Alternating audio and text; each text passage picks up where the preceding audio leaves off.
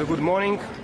As you heard from Kaya probably, but today is a very important day for Europe and for Ukraine and Moldova as well. We are opening finally the first clusters for enlargement, and it is so important that Europe will be able to enlarge and go further with this process, because it has been banned or stopped already more than 2 years.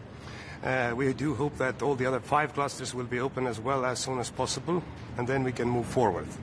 Because finally we must create a united and big and strong Europe, because Russia is a very aggressive country now and will be unfortunate as well in the future. So we must get rid of these neutral zones or buffer zones, as Russia calls them, between European Union, NATO and Russia.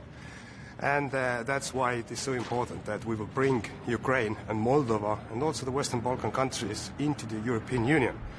It's about security, it's about economical reasons. Europe must become strong globally as well, and Ukraine is a great opportunity. It's not only about supporting Ukraine, it's about us as well, though it is a very important day. And the second is that unfortunately we see that Russia is waging more war. And we have a 2-point plan. First is support Ukraine, that's what we do. And the second is to put more pressure on Russia, because it's obvious that Russia doesn't want to have any kind of meaningful negotiations about just and lasting peace. So I do hope that the 21st sanction package will be adopted in this summer. We are now negotiating. There are a couple of very strong points already in this offer that Ursula von der Leyen put on the table. It is so important that we keep now the oil price on the level where it is, like $44.1 per barrel.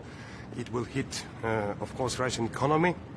As well, we have first time there a sanction about Russian ex-combatants. They have a visa ban for European Union. So we are talking about more than 600,000 Russian combatants who may come to Europe and destabilize our security. And we know already that Russian secret services are pushing the proxies to European Union, and they are committing lots of bad stuff here.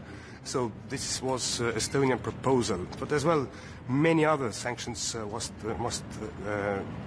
taken against Russia. So these are the main topics. Yep. How fast can it go now? Wouldn't it be smart to adopt something like the proposal from Merz a few weeks ago to accelerate the membership of Ukraine or give it a privileged status? We need to focus on the process, what we have agreed.